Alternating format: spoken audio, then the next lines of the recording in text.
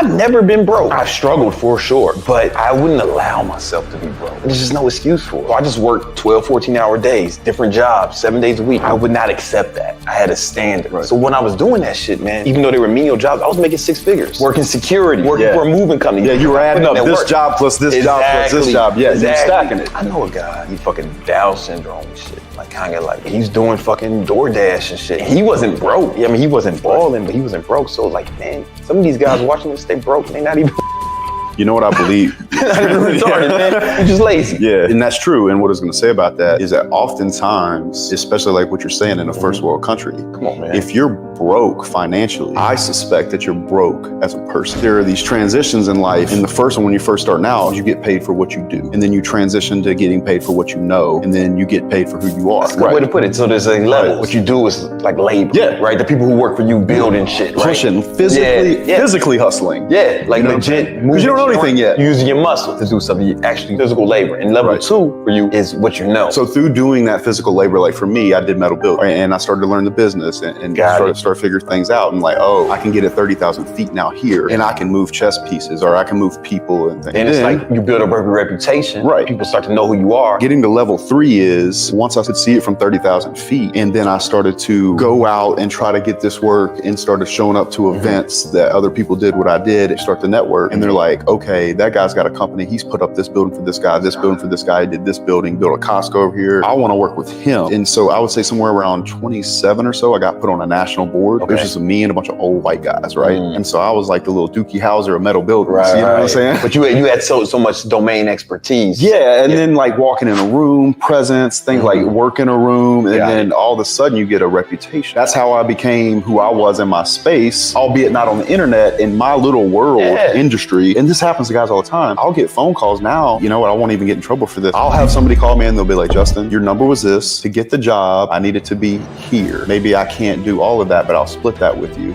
Sending you a contract. Same thing for you. At that point in your life, you're running around doing all these different jobs, YouTube, moving, security. YouTube wasn't a job at that point. It was at that point. It was an ambition. You know, I had to do all that other shit to make ends meet. So at what point, because I'm really big on come up stories, because I feel like people need to see these different paths unfold. So you were doing YouTube as a hobby. Yeah. You're physically working. Not a hobby. It was a goal. Like you wanted to get there. Okay, let me talk. I'll tell you exactly what happened. So my father blew his brains out. Right now I'm the man of the house. Family's back in Chicago, you're in New York. Chicago. Now I got to take care of my mom, make sure she's good, my sister, her son, grandma. Time to step up. You know, I didn't even have time to grieve. Fuck it, it's time to go. You know, not to say I wasn't sad. You know, no, I get it. I get it. But it's like, yo, what the fuck you gonna do? For a man, it's different. You gonna do? Sit around crying and shit like. Yeah. You know what I'm saying? Like, just like everybody, like nobody's trying to watch a grown man cry. Come on, man. Your dad couldn't be proud of that either. He wouldn't have. Yeah, man. You know, like, boy, get it. Part of me wanted to be mad at him, but like, I ain't got time for this shit. Yesterday don't pay. This is where we are. We gotta take it from where we are and like move. All right. So now I'm the man of the house. And all right, I gotta step my game up. So what I'm about to say is something that I want. If anything, I want to spread this message. Before my dad shot himself, my standards weren't very high for myself.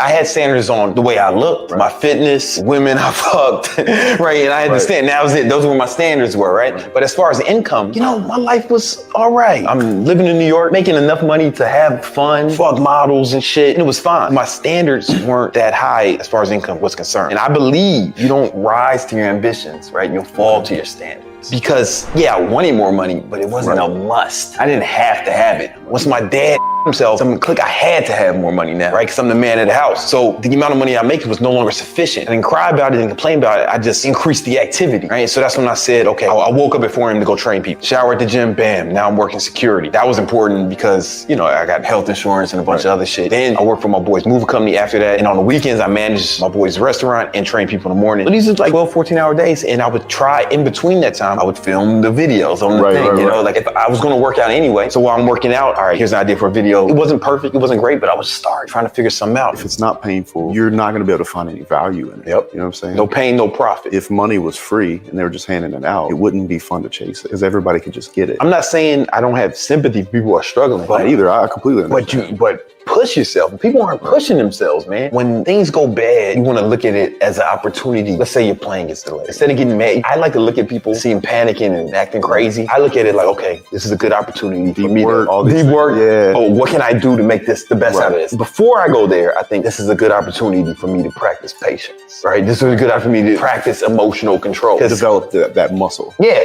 because how do you practice it if you don't do it? So, let's say my girl is aggravating. She's on her period and she's being wild, reckless or talking crazy. And instead of like flipping out on her or yelling back, this is a good opportunity for me to practice calm, to practice keeping my cool. Because I really value keeping my cool and not flipping out. Or any attribute, anything that happens. Which is building that neural pathway like a muscle, right? And building, exactly. And just building character. Controlling your emotions is very important. Vital part of being a man critical. And being a leader. For sure. How you going to be, do you really want to follow the guy who can't control his emotions, just flipping out all the time? Right.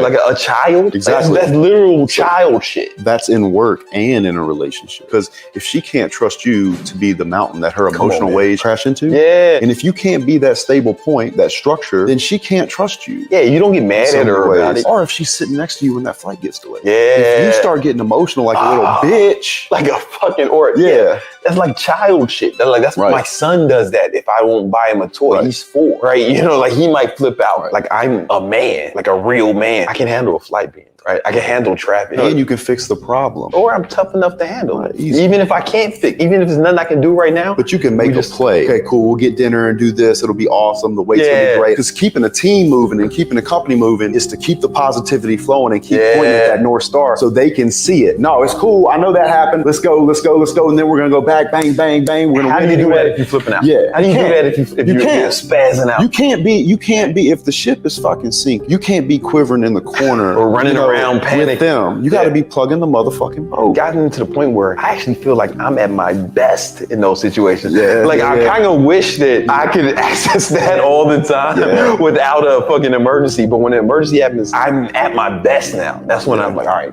now it's time to turn up. Especially when people are panicking. Because it's kind of like oh no, it's okay, you can panic. It's kind of like that. I wrote a tweet down the other day. Is if a man has the capability to steal my girl, then he has probably earned it. That's a fact, bro. I don't think the average guy would say that. No, they wouldn't. They would get mad at the girl. They can't look in the eyes of it, though. They would get mad at the girl. Oh, this bitch did this shit. He has probably earned it. And if a guy, takes my girl, obviously I'm not going to forgive her, right? But it's like, I'm not gonna she's gone. She's gone for sure. It's data. It's still data. You got to take into account. Well, check this out. NBA players live in my building. I live close to the FTX arena. Heat players live in my building. A bunch of them. Yeah. You know what I'm saying? Young, athletic, athletic, taller than me. Yeah. Millionaires. There is competition. Right. Your status. Yeah. I take that into account. Absolutely. I don't think it's good fuel though. I don't think it's bad to think that that's who you're competing with. Oh no, I do. I know. You know what? It's funny. It's funny you say that. I would say that only recently I started to compare myself to people. And I think it was when I started making money big enough to think, oh dude, that's pro ball player money. You know what I'm saying? Come on, man. And so it takes you into that place. And then you start thinking, I always say I would never trade places with Mark Zuckerberg because I believe there's a such thing as buckets when it comes to fitness, fashion, frame, finance, all these different things in life. You could be super, super, super fit, but like broke, that average of it, like it gets fucked. And this is what I think happens most, especially in Miami. Is you can get super rich, but not have any of those other things taken care of. Or you could be a multimillionaire, but not worth, 100 M, and still she would commit to you because of the overall average of the situation. It's the average, right? Right. Looks, money, status. They can all max. So if you have all these buckets laid out, right, and you don't maximize all of them to the biggest degree, and you only focus on money, it goes through the roof, but your health is shit, you're fat, you're sloppy, you got no style. She's got to look past that. She will leave you for Brandon Carter, right? Problem. And I'll tell you, there's another cowboy she'll leave you for. Me, motherfucker.